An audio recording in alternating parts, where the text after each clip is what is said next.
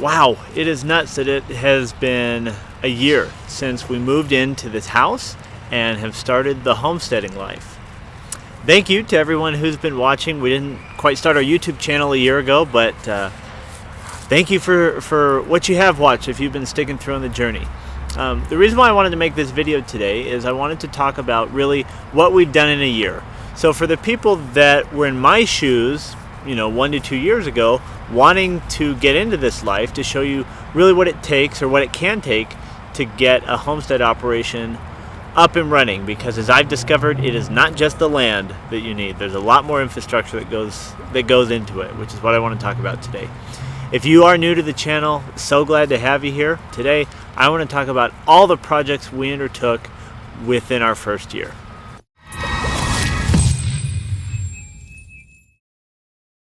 Okay, so as I mentioned, the purpose of this video is to really kind of illuminate the hard work that goes into homesteading. And again, it's not just the land that you need, there's so much more to it. So I just kind of wanted to quickly rattle off the projects that we've done within 12 months of living in this place. So if you don't know, we're on 1.25 acres, not very big. We do sheep, chickens, rabbits, and gardening right now, and we want to do pigs next year. Okay, so first up is this lambing barn. It was halfway done. Really, it just had 1.5 walls up, and so I didn't build this whole thing from the ground up. Like, I didn't lay the foundation. Luckily, there was already a foundation here, but we have this lambing barn, which right now is hay storage. I need to reorganize that and make room for it, but where all this garbage is right now, can't really see it. Yeah, where all this garbage is, these are going to be 4 to 5 lambing stalls that I have still yet to build, but I've got time. I'm going to lamb a lot later in the season next year, probably like mid to late April. So I don't think I'm going to do that this year. I'll do it next year when we start to lamb. But this was project number 1. It took many weekends and a lot of swear words to get this project done. Okay, and next to the lambing barn is our chicken coop. So my wife has been the engineer behind this. This was just like an old shed that was really just kind of like a lean-to structure for horses. And my wife has built this very cool nesting boxes. It's kind of cold right now, but the purpose of this is to grow herbs right here on top of the nesting boxes. Keeps the nesting boxes cool. Very cool latch system we have going on here. Some golf balls to teach them how to lay, since our hens are not super old. They're like 7 months right now. But here's the coop. So all these walls were put up. My wife put up that awesome barnwood that you see behind me right here. So really attractive chicken coop, I think. Lock at the door that I just walked through, she built. It's nesting or roosting rods, if that's what you call them. And it is actually a raccoon hut. It is a chicken and rabbit hut. Very good combo right here, but plenty of room in here. Like, we could probably house triple the amount of birds that we have in here, just because of how big a size it is, which is awesome because, oh gosh, there's a bug on my head. Oh, there's an egg. I should grab that. There's 2 eggs. Yeah. What do we got here? Cream and our green egger. I think she is our Americana, because if any of you know, when you buy chickens online, usually they throw in a free chicken, just because you'll probably end up with a dead chicken. So that free Americana is prolific. She lays pretty much every day. I'd say we get at least 4 to 5 eggs from her a week. Okay, right next to the chicken coop is the chicken run. Now, we had always thought we were going to do pasture chickens, and our chickens do go out on the pasture pretty frequently. Not right now because we have some baby grass we're trying to get started. But we have this chicken run right here. Super great. It's about 30 feet by 30 feet, so plenty of room for them to do what chickens love to do. But a really cool place for us to build an above ground chicken composting system. You can see we've got, man, those piles were like 2 to 3 feet high just today, and they've scratched them all down. So very cool system. I love the chicken run for composting purposes. But anyway, the run was super easy to build. It was just fences and that gate. Super easy project. For the 4 or 5 hours it took to put those fences up and that gate, that door, so worth it, so worth it. Okay, speaking of fences, we've got some fences right here. So I divided my pasture into 2 pretty equal parts. They're not perfect mirrors of each other, but as far as square footage, I think they're pretty dang close.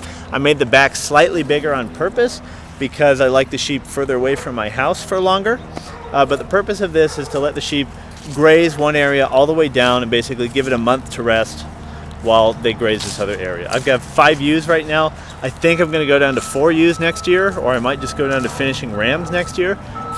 And I'm only making the pasture better, but with throwing seed and stuff like that. But getting these fences up has been real great. I actually still have to clip about half of the fence together.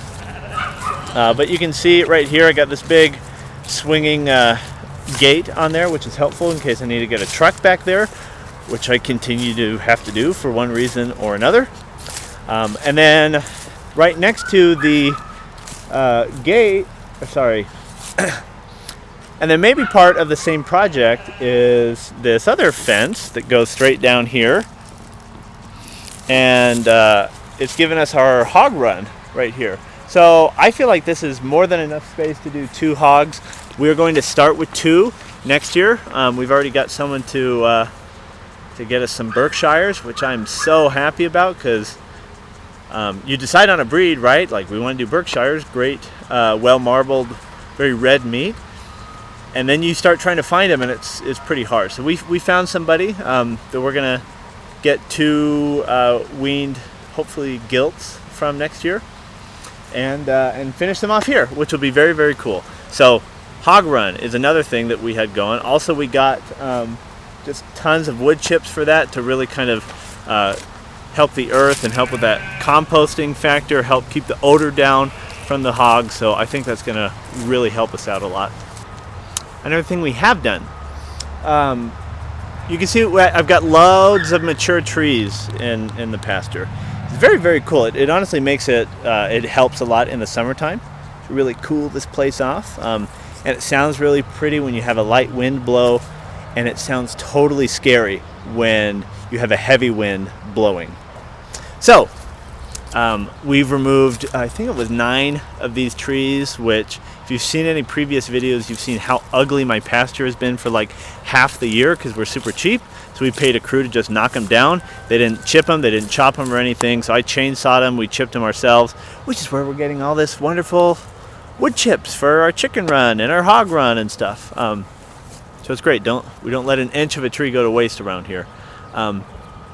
But these trees have been a lot of work, and we have all of our troubled trees, a lot of the ones with double leaders and the ones that lean a lot. This one is leaning more than I'd like it to, but that is the scariest tree we have now, which is great because I don't like big scary trees that could fall on our neighbor's house or on our sheep or on our other neighbor's horses. That would be a huge bummer. Okay, I'm going to leave the pasture for a little bit, but as I do, I'll point out irrigation has been another thing that has been really, really big for us, because until then I've literally just been running a hose back to the pasture about 500 feet, which is not a lot of pressure. So ba-bam, we got irrigation up in here now. We actually don't have sprinklers on the pasture yet. I still have to run a hose, but I have so much pressure now that I can run a hose, split it in 2, and I can get 2 big sprinklers to cover about 50 feet diameter each at a time. So that's great. You gotta love that. Okay, another thing we did almost the first month we got here. We built compost boxes that have been super helpful. It is insane how much these have reduced, and when I start digging around in there, it is very, very cool to see how much compost is being produced. This is one we just filled up with some grass clippings, so that's our tallest one there. Got some gross buckets that need to be cleaned out, but composting bin is the best spot in the world for that. But yeah, composting bins, just bought those from Amazon. Really, really easy to assemble. They've lasted great this first year. Really easy to take down when you want to move when you want to start unloading compost out of the bins as well. I seem to have the sun in my face in every shot for this video, but chicken tractor is the next thing that I want to show you guys. Right now it's on the front yard doing its job. We're not finishing these chicks. We're turning these little chicks into somewhat mature chicks right here. And then when they're big enough, we'll integrate them with the rest of the flock. But this little 4x8 has been a really great small tractor to finish our small flocks of chicks. This is 16 chicks right now in there. Got some whiting true blues and silver laced Wyandottes that look really, really pretty. The white and brown birds will lay blue eggs though, so their eggs will look really cool. But anyway, this has been incredibly helpful to use our front lawn as well as, house the chickens. And while we're on the front lawn, or front yard, I should say, let me show you maybe the ugliest thing we've got going on right here, but these planter beds. My neighbor's starting something over there. I've got 7 planter beds and a big squash patch up there. So we've been growing things like tomatoes, beets, tons of greens in the spring, but those planter boxes have been very useful for us. Okay, so that really wraps up the big projects that we've done. However, I do want to do justice to the animal side of homesteading. That has certainly been a lot of work too. So real quick, in our first year here, we have lambed 2 lambs. They were both ewes here. We also butchered 2 rams. We bought one more ewe. She came to us with 2 rams.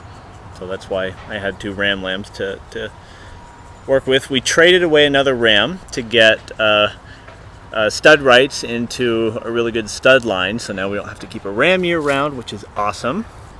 We have raised 3 different groups of chickens, which brings us to a total of 32 chickens that are live right now. They're all hens.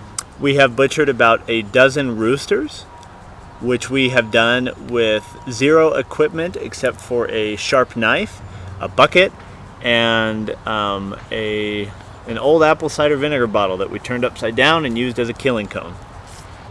We acquired our rabbit breeding stock, which took a lot longer than we thought it would. Thank you to my wife, who did all the hard work on that. All the research, all the driving, all the raising, all that. But we have right now 2 silver foxes. I always want to call them blue foxes. Silver foxes that are our does, and then we have 1 New Zealand, which is our buck right now. We had a silver fox buck. He broke his hip, actually. I don't exactly know how, but I heard it happen from the house. He just kind of screamed one night at around 10 o'clock while we were getting ready for bed, and the next morning he was with a limp. And then when we butchered him, we found that his hip was totally broken. So sorry about that, big guy. But now we're in the rabbit business, so that's why we don't have a silver fox buck, but we have a New Zealand buck. Okay, and I know it's not animals, but gardening. I've learned so much more about gardening than I thought I would. Most specifically is that you cannot work with dead soil, period. You will get minimal yields. So anyway, I'm glad I did it. We didn't get a great harvest, but I've learned a lot. I'm again excited we have rabbits so we can amend our soil with bunny poop. That's probably the last project we want to build before it snows over, is to build a bunny manure catch system. So all in all, it's really been a crazy year. Things have been slowing down a little bit. Today is a beautiful day, but it's getting a little bit cold. Winter's starting to set in here, or at least days that are too cold to where I don't want to work. And I'm looking forward to the break that winter will give.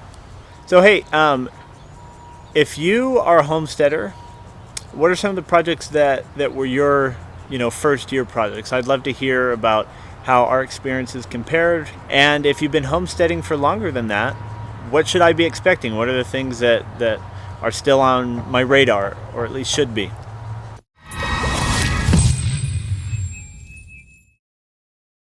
Well, thank you for watching this video today. I appreciate your time. I hope to see you on more videos. This one was a little bit more of a casual walk around, less of a how-to kind of a thing. But I'm excited to see you on the next one. So thanks for stopping by. I'm PJ with the High Mountain Homestead, and I'll see you on the next one.